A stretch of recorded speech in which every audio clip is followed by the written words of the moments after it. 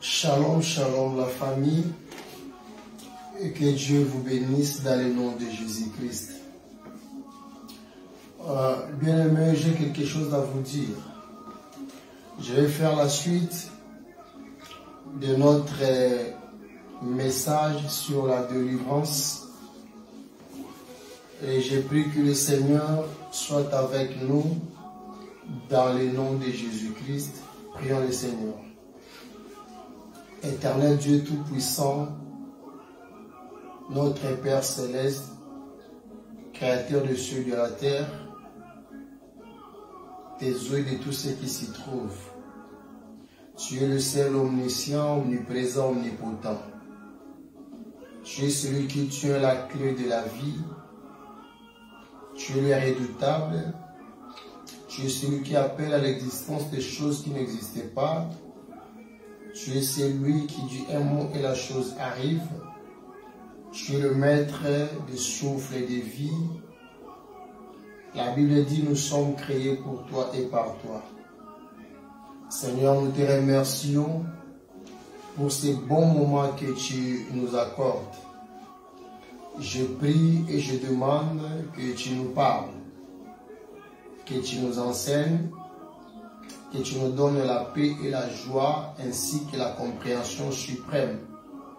Bénis ces messages dans nos cœurs. Augmente-nous la foi dans ce que nous allons écouter.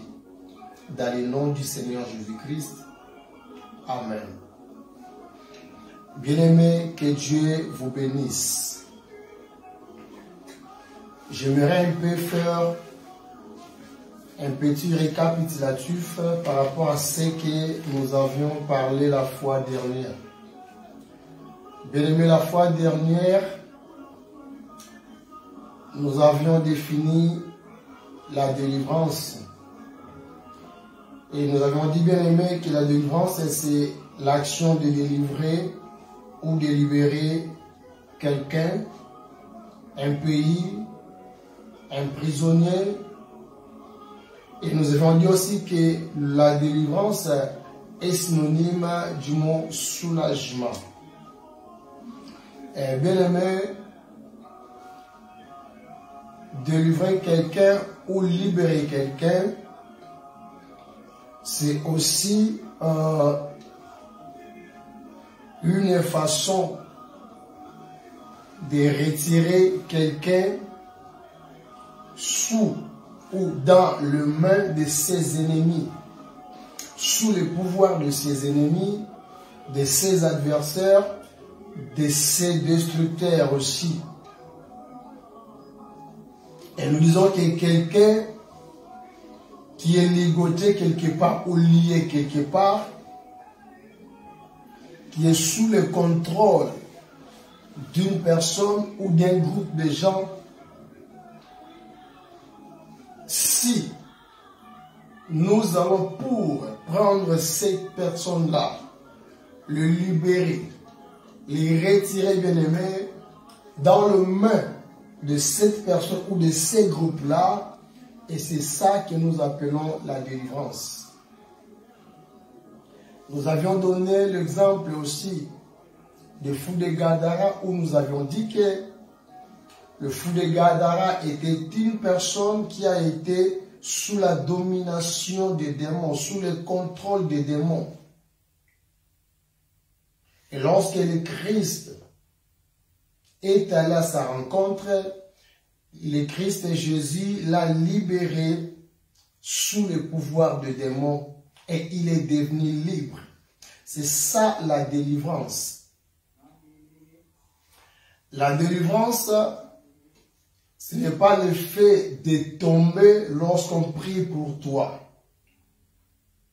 Ce n'est pas le fait de tomber ou de pousser des cris, bien-aimés, lorsqu'on te pose la main. Ça, ce n'est pas le synonyme de la délivrance. Mais on constate que quelqu'un est délivré. Par exemple, quelqu'un qui a été dominé par l'ivrognerie. Quelqu'un dont sa vie était l'ivrognerie, c'est-à-dire il doit boire jusqu'à devenir ivre. C'est quelqu'un qui est sous la domination des boissons alcooliques. Si nous prenons par exemple une femme ou un homme qui est dominé par les désirs, par exemple le désir sexuel, il ne peut pas passer la journée sans faire l'acte sexuel. Pour lui, chaque jour, il le fait. Même si c'est pour gagner de l'argent, il le fait chaque jour ou bien un jour après. Il a ce qu'on appelle le vice ou la vice, voilà. En portugais, tout le baka, mutuaza est homme est viciado. Elle était viciado de faire aquilo. C'est-à-dire, mutuaza la vice.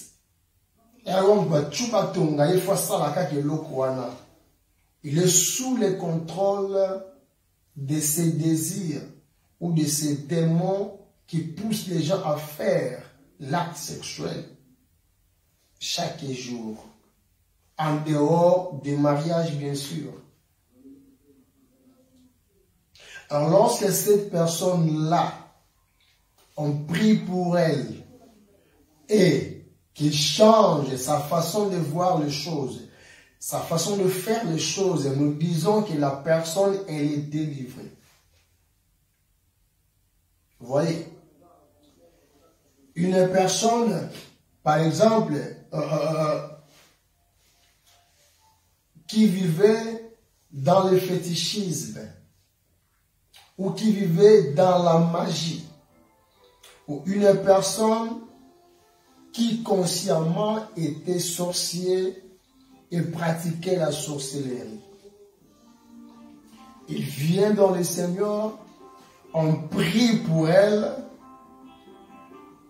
directement elle laisse le pratique du fétichisme, ou elle laisse la pratique de magie, ou elle laisse la pratique et la vie sorcellérique.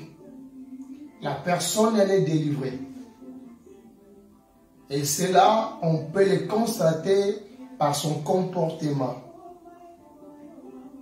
Alors, bien aimé dans le Seigneur, la délivrance, c'est le fait de libérer la personne sous l'oppression, sous l'esclavage des péchés aussi. Donc, par définition, c'est ce que nous devons retenir pour la délivrance. Donc, délivrer un pays ou libérer un pays sous l'occupation, c'est ça aussi la délivrance. Je donne un exemple typique. Par exemple, pour la République démocratique du Congo.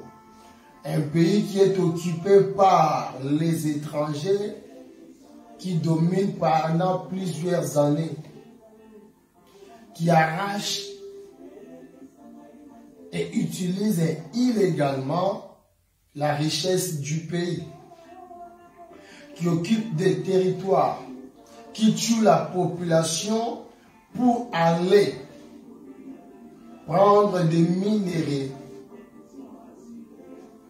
dans la République démocratique du Congo. Et c'est là, nous disons que la République démocratique du Congo est un pays sous l'occupation.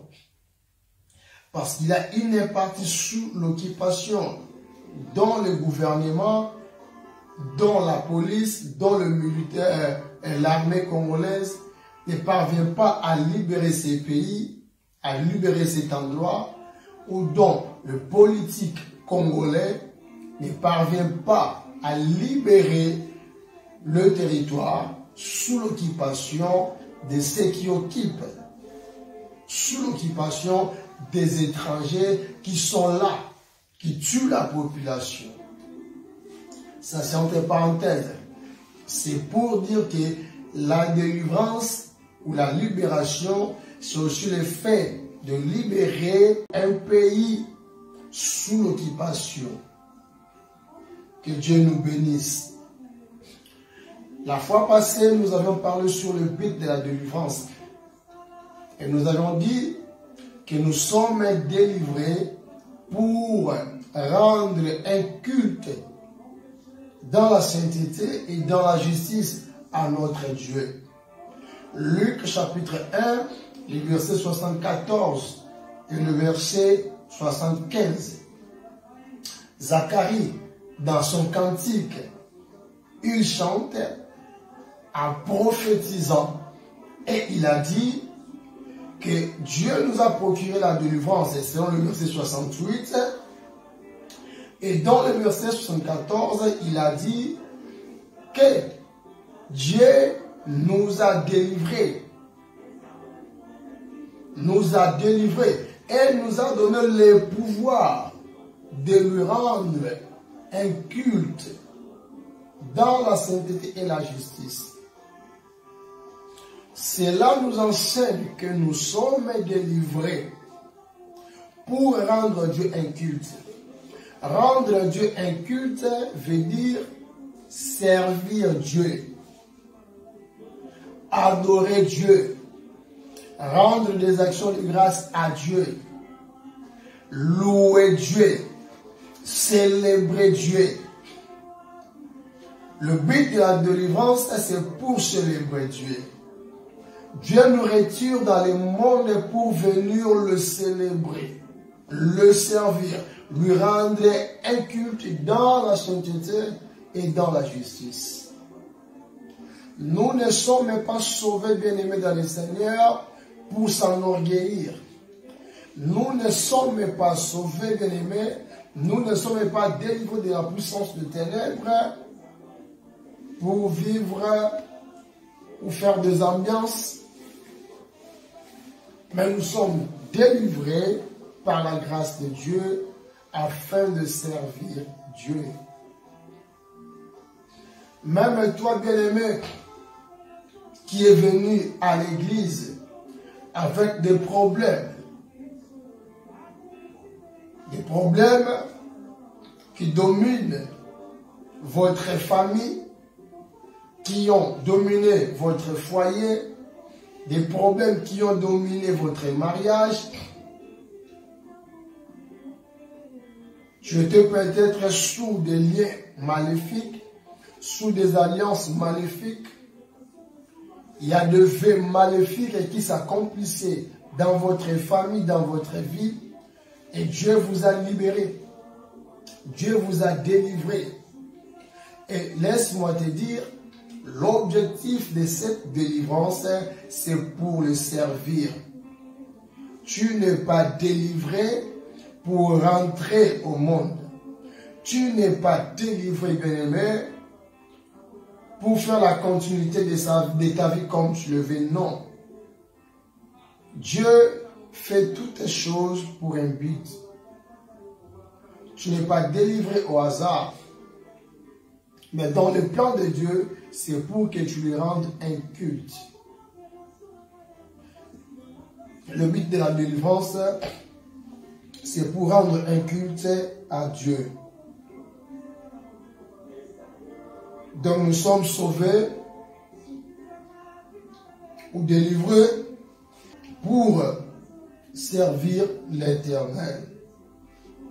Si nous prenons Exode chapitre 5, le verset 1, nous lisons: Moïse et Aaron dirent à Pharaon: Ainsi parle l'Éternel, le Dieu d'Israël. Laisse partir mon peuple pour qu'il célèbre une fête à mon honneur au désert. Bien-aimé, Dieu a envoyé Moïse et Aaron devant Pharaon afin de demander la délivrance des enfants d'Israël. Ils ont dit au Pharaon: Dieu demande que tu laisses son peuple pour partir et pour aller célébrer leur Dieu dans le désert. Dieu avait besoin que son peuple puisse célébrer une fête à son honneur. Célébrer un culte à son honneur. Le peuple était sous l'esclavage, sous la domination des Égyptiens. Et le moment de la délivrance est venu. Oh, laisse-moi te dire, bien-aimé, le moment de la délivrance est venu pour quelqu'un. Le moment de la délivrance est venu pour ta vie. Et cette parole de ce soir, c'est une parole, bien-aimé, qui s'adresse à ton occupant, qui s'adresse à ton dominateur, de te laisser cette année, afin que tu célèbres Dieu, afin que tu célèbres une fête à l'honneur de l'Éternel Dieu. Et je suis en train de te le dire, cette année, tu seras libéré, bien-aimé. Tu seras libéré de la puissance de ténèbres. Cette année 2022, tu seras libéré, bien-aimé, de la puissance de la sorcellerie. Cette année, la pauvreté va te laisser. Cette année, l'échec va te laisser. Cette année, les limites vont te laisser. Les blocages vont te laisser. La maladie va te laisser. Cette année, bien-aimé, la malédiction va te laisser. Et tu vas célébrer le nom de Dieu. Tu vas célébrer le nom de l'Éternel. Nanko, cette année 2022, car la grâce de la délivrance est là. Tu as beaucoup pleuré, tu as beaucoup pleuré, tu as beaucoup prié, tu as beaucoup demandé, bien-aimé. Mais peut-être il manquait quelque chose. Et vous devez demander la délivrance à Dieu. Dire à Dieu, libérez ngai na situation oyo, libérez ngai na pasi oyo, libérez ngai na vie oya milamwa basanga, libérez ngai na vie oya baposa nzoto, libérez ngai na vie oya rozanga kotosa maloba na yo, libérez ngai na sena boumu na satana pour na célébrer yo, pour na salela yo. Et je te le dis cette année, Dieu le fera pour toi. Nous allons lire Colossiens chapitre 1, le verset 12. Dans ce livre des Corinthiens, chapitre 1, verset 12, l'apôtre Paul nous enseigne et nous recommande en disant « Rendez grâce au Père ». Rendez grâce au Père. Et le mot grâce est au pluriel ici parce qu'il y a plusieurs grâces. Il y a des actions de grâce à faire. Pourquoi rendre grâce au Père? Pourquoi rendre les actions de grâce au Père? Écoutez la raison. Il nous a rendus capables d'avoir part à l'héritage de saints dans la lumière. Nous sommes sauvés, délivrés pour servir Dieu, pour rendre à Dieu un culte. Pourquoi? Parce que Dieu, le Père, nous a rendus capables d'avoir part à l'héritage des saints. Nous étions des pécheurs. Nous étions séparés de Dieu. Nous étions dans le péché, dans des désirs charnels, dans des envies, dans des convoitises de la chair. Nous étions dans l'impudicité, dans l'adultère, dans les vols, dans l'escroquerie. Nous étions dans la fornication, nous étions dans l'ivrognerie, nous étions dans le bagarre, nous étions bien-aimés dans les injures, et ainsi de suite. Mais Dieu nous a libérés de cette vie. Nous étions sous la domination de la sorcellerie, du fétichisme, sous la domination de la magie, sous la domination des sciences occultes. Nous étions dominés, bien-aimés, par des mauvaises choses, par le vieil homme.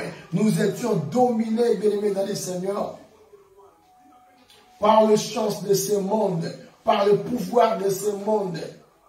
Mais Dieu nous a rendus capables d'avoir part dans l'héritage de saints. Et nous sommes devenus des saints. Nous sommes maintenant dans le royaume. Nous sommes maintenant devenus des enfants de Dieu. Nous sommes devenus des saints de Dieu. C'est une grâce. Et voilà pourquoi nous devons rendre grâce à Dieu. Cette année, bien-aimés, c'est l'année de rendre grâce au Père. C'est l'année de servir Dieu. C'est l'année de célébrer l'honneur de Dieu. L'apôtre Paul dira, il nous a délivrés du pouvoir des ténèbres. Dieu nous a délivrés du pouvoir des ténèbres. Pourquoi ne pas lui rendre grâce?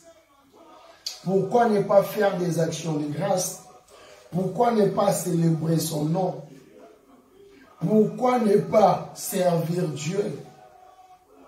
Et parce qu'il nous a délivrés de la puissance des ténèbres, nous devons rendre grâce au Père.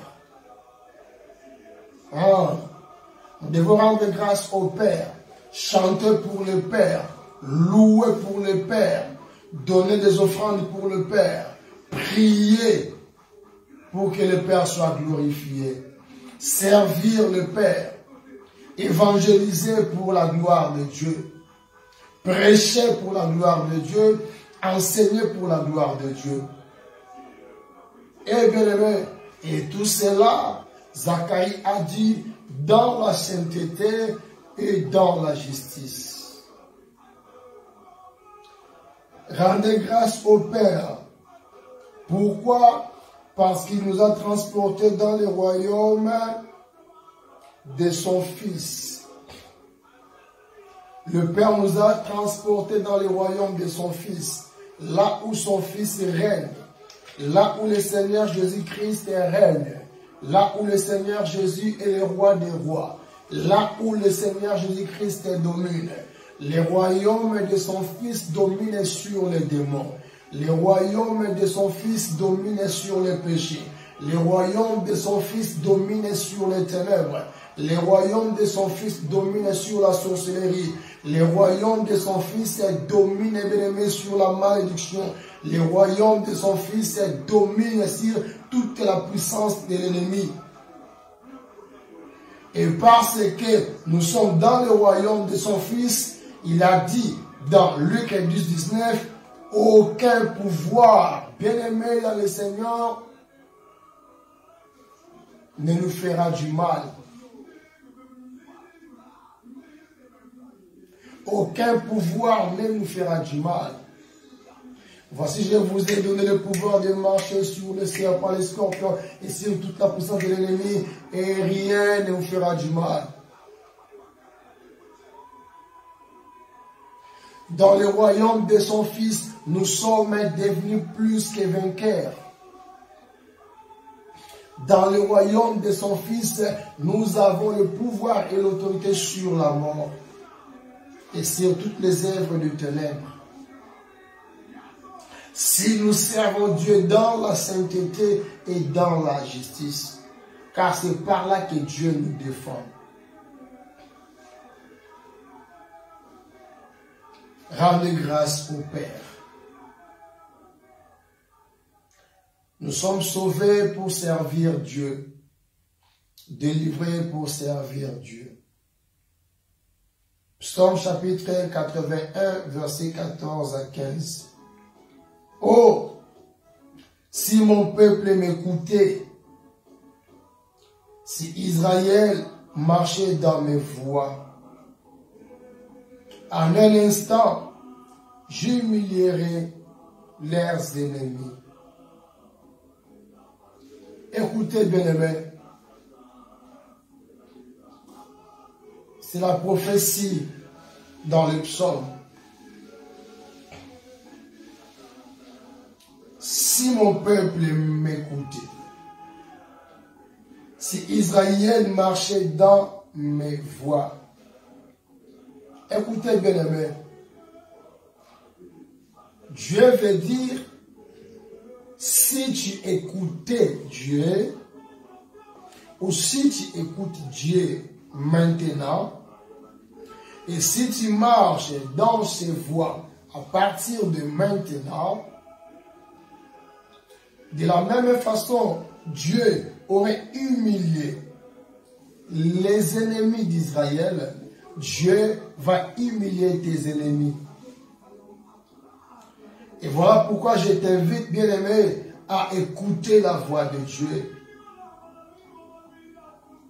à écouter la parole de Dieu et à marcher dans les voies de Dieu.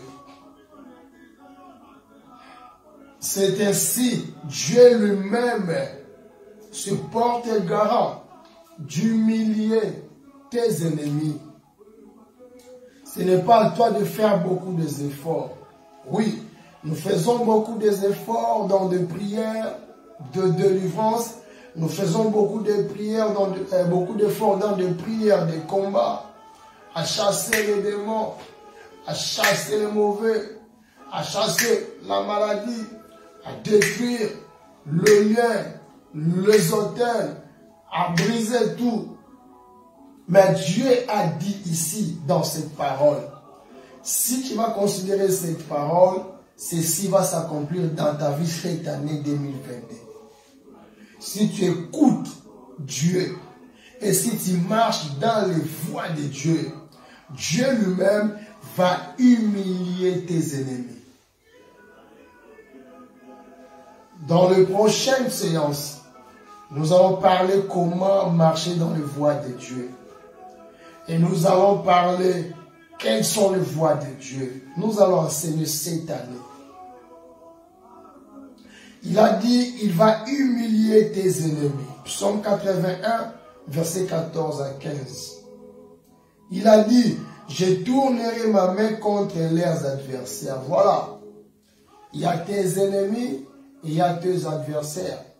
Dieu te promet, il va tourner sa main contre tes adversaires. Écoutez, bien-aimés, ça veut dire que Dieu va poser sa main sur tes adversaires pour les prendre en charge et te laisser libre. Et quand il prendra en charge tes adversaires là, Dieu lui-même va les écraser. Je te le dis que Dieu lui-même va les écraser. Il va les mettre dans le trouble. Il peut frapper leurs yeux dans l'aveuglement. Il peut troubler leurs activités nocturnes. Il peut troubler leurs activités naturelles ou physiques. Dieu peut détruire leurs finances. Et Dieu peut mettre du trouble dans leur famille, dans leurs entreprises. Qu'ils soient des hommes occultes, qu'ils soient des sorciers, des féticheurs, qu'ils soient des hommes normaux qui se portent comme tes adversaires, Dieu va tourner sa main contre eux. Et je prie que cela soit fait dans le nom du Seigneur Jésus-Christ. Et cela sera ainsi si tu écoutes la voix de Dieu, si tu écoutes la parole de Dieu et si tu marches dans les voies de Dieu, selon la pensée de Dieu, selon la volonté de Dieu. Oh là là, que Dieu vous aide. Lisons Jérémie chapitre 15, le verset 20. Dans ce verset, Jérémie 15, 20, Dieu promet de l'invincibilité. Il y a l'invincibilité que Dieu te donne. Dieu veut te faire entrer dans une maison invincible, dans le royaume invincible. Voilà. Le royaume de son fils est un royaume invincible. Le ténèbre ne peut pas régner sur le royaume du Fils de Dieu. Le ténèbre ne peut pas vaincre le royaume du Fils de Dieu. Le ténèbre ne peut jamais dominer le royaume du Fils de Dieu. C'est un royaume invincible. Alors dans Jérémie chapitre 15, le verset 20,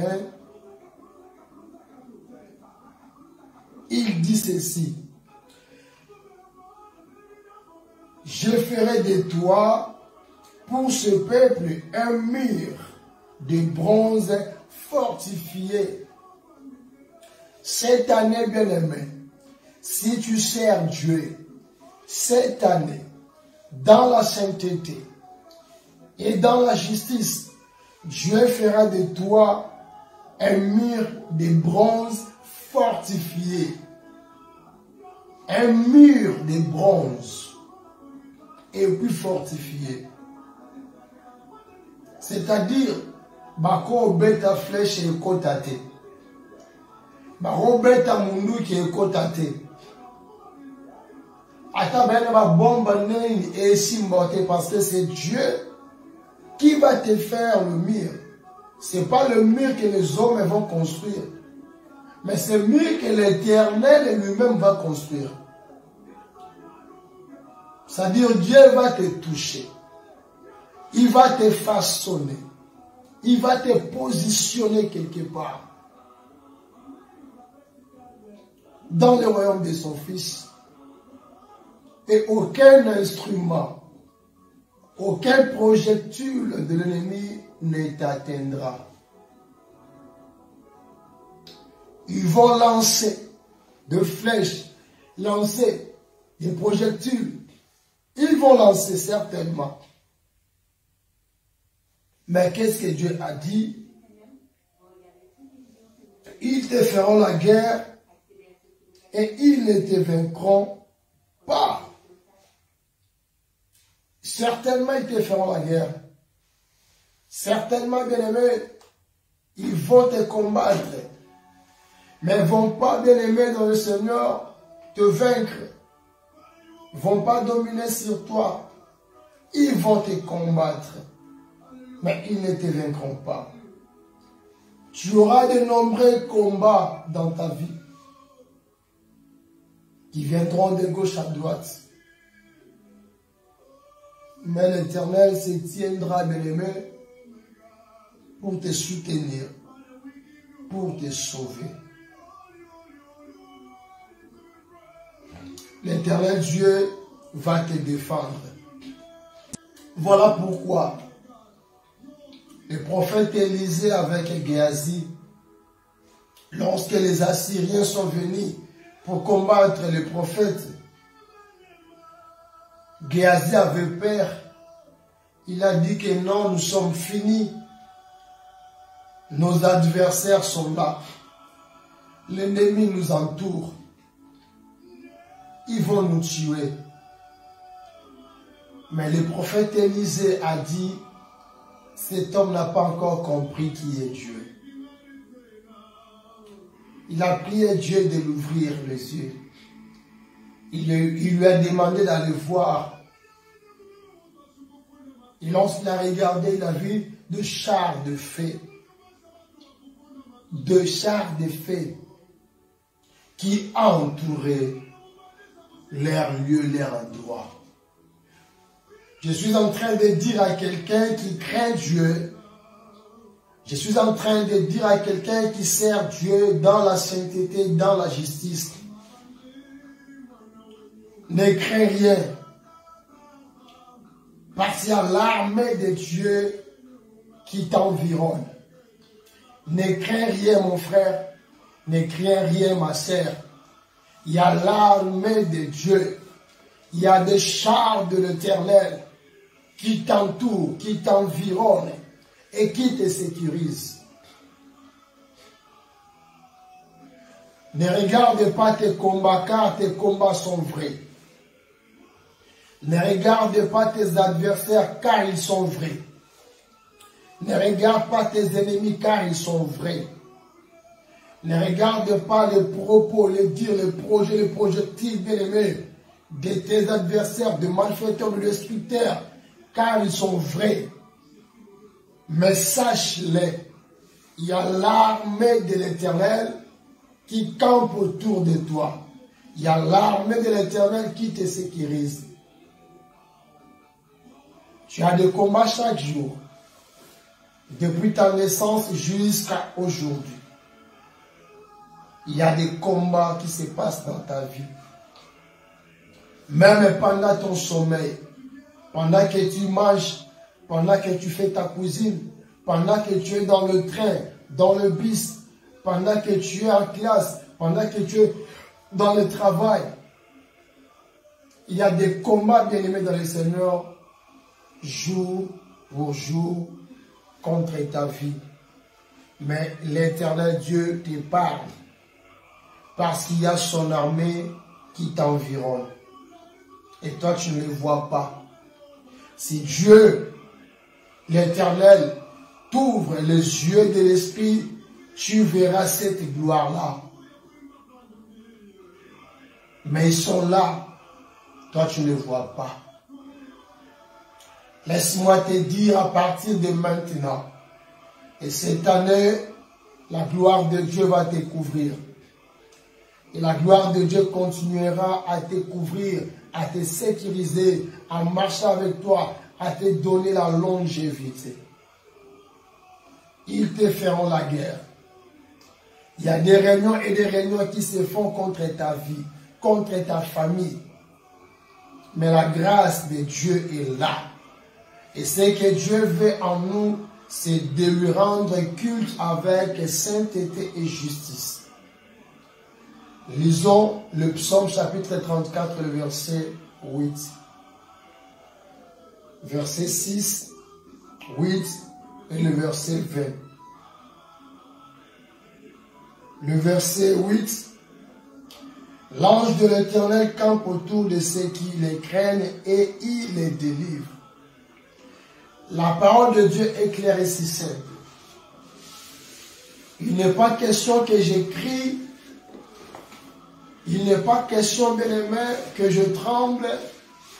Il n'est pas question que je m'habille en veste et en costume, avec des bas, des montres et des chaînettes, je ne sais pas. Il n'est pas question que je sois sur la chair. Mais la parole de Dieu est vraie. La parole de Dieu est certaine. Je déclare ce que la Bible déclare. L'ange de l'Éternel campe autour de ceux qui craignent Dieu. L'ange de l'Éternel ne campe pas autour des hommes pécheurs. L'ange de l'Éternel ne campe pas autour de femmes pécheresses. L'ange de l'Éternel, je dis bien l'ange de l'Éternel, il ne campe pas autour de magiciens, de féticheurs, de sorciers ou de ceux qui le fréquentent.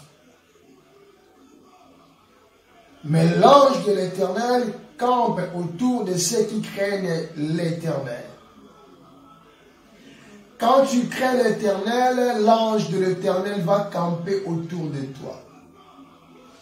Que tu sois conscient de sa présence ou pas, l'ange de l'Éternel campe autour de toi. Que tu sois dans le moment de la prière ou pas, l'ange de l'Éternel campe autour de toi si tu crains Dieu et il te délivre des dangers. Toutes formes de danger,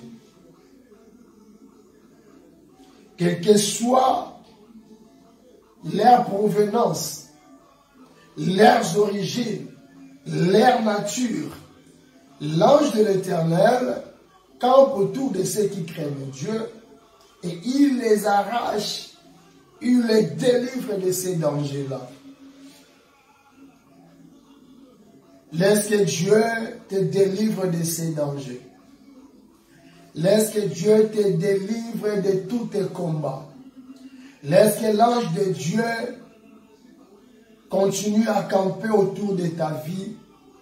Toi qui as la crainte de Dieu. Et si tu n'as pas la crainte de Dieu, si tu n'écoutes pas Dieu, si tu ne marches pas dans les voies de Dieu, cherche à écouter la parole de Dieu, cherche à marcher selon la parole de Dieu. Donc, dans le voie de Dieu, l'ange de l'Éternel Dieu campera autour de toi et te délivrera du danger.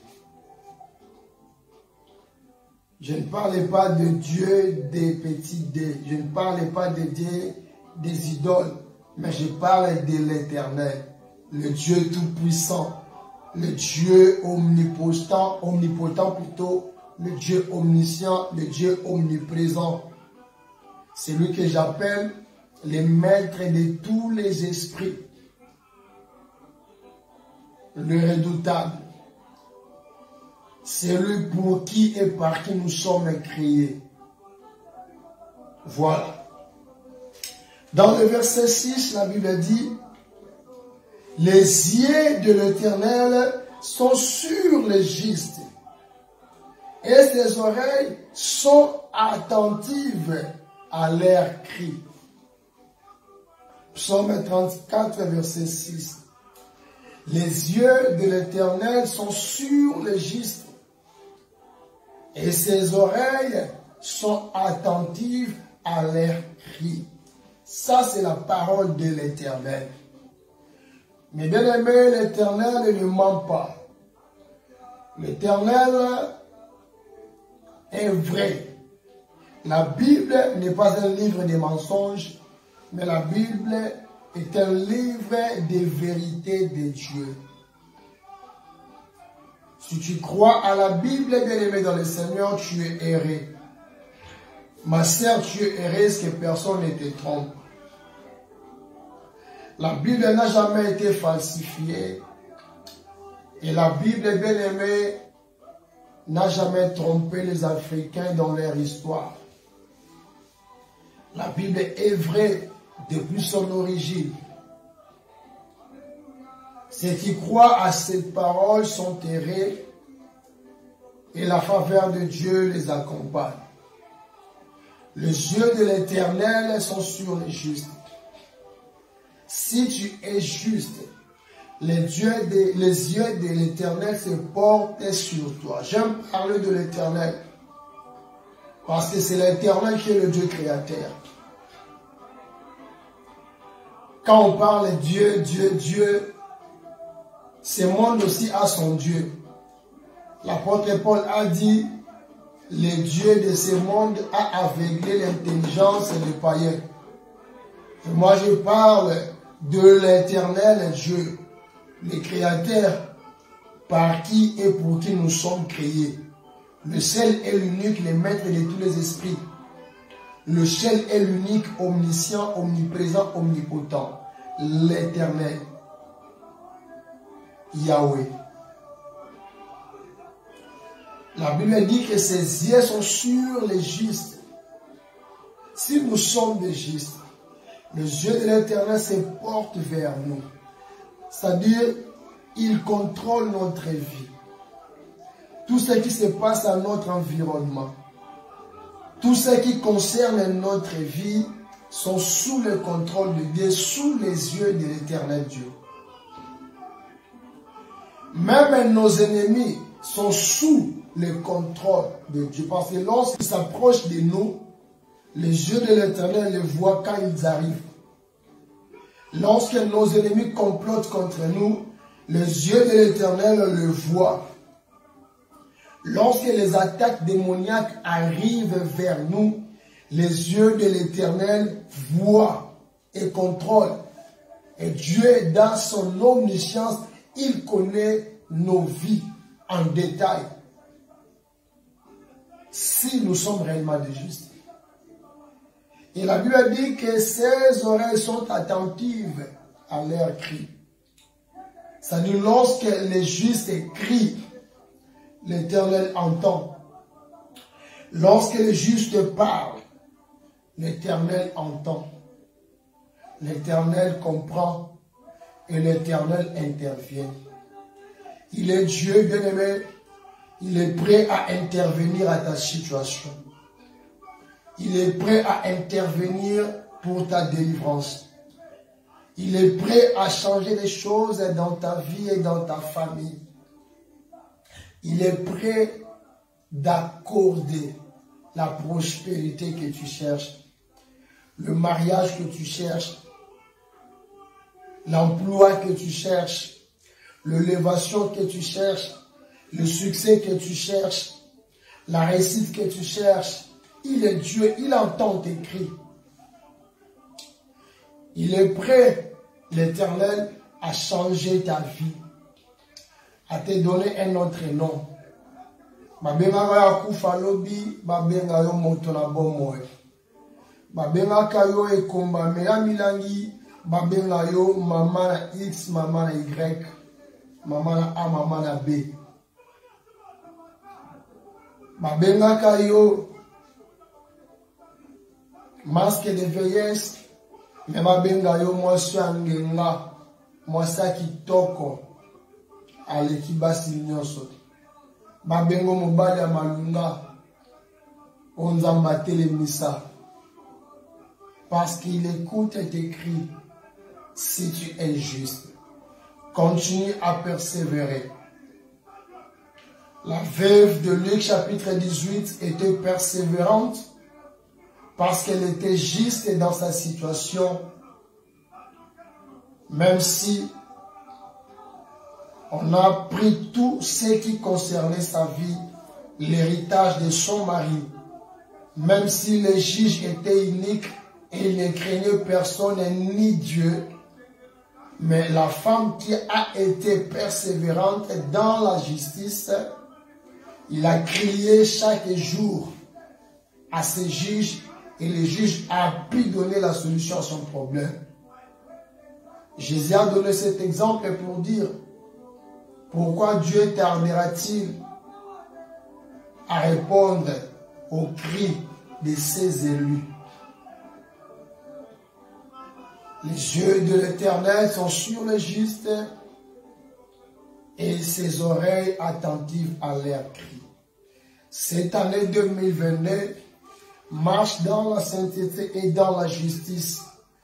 Cherche à être considéré juste devant Dieu et non devant les hommes. L'Éternel va écouter et va exaucer ta prière. Pour terminer, le verset 20 de Psaume chapitre 34, la Bible dit ceci. Le malheur atteigne le juste en nombreux, mais l'Éternel l'en délivre de tout. En notre français, on dit de nombreux de malheurs atteignent le juste.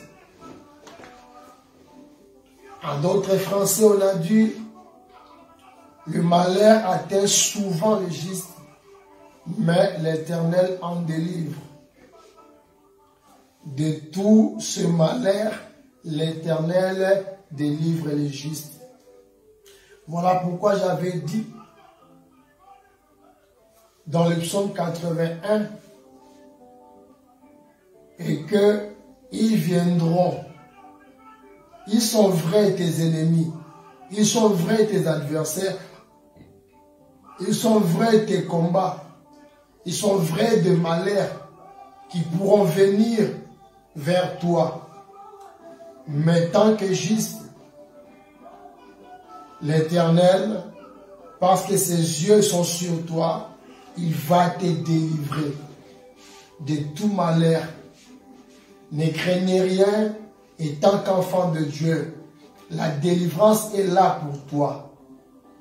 La liberté est là pour toi. Le soulagement de Dieu est là pour toi. Et cette année, c'est l'année de servir Dieu dans la sainteté et dans la justice. C'est pour cela que nous sommes sauvés. C'est pour cela que nous sommes délivrés. N'allez pas à l'église pour aller chercher le mariage. N'allez pas à l'église pour aller chercher le boulot. N'allez pas à l'église pour aller chercher des femmes, des hommes, ainsi de suite, ou des connaissances. Mais allez plutôt à l'église pour servir Dieu dans la sainteté et dans la justice. Éternel Dieu des armées célestes, que la gloire te revienne pour ce moment précieux. Bénis cette parole prêchée ce soir. Bénis mes frères, bénis mes sœurs qui ont écouté cette parole. Augmente leur foi. Je demande que cette année soit une année de grâce, de joie, de paix, une année de succès et de délivrance pour chaque personne qui écoute et qui va suivre mes séances de prédication. Que cela soit fait dans la vie de chacun, dans le nom du Seigneur Jésus-Christ. Amen. Dieu vous bénisse.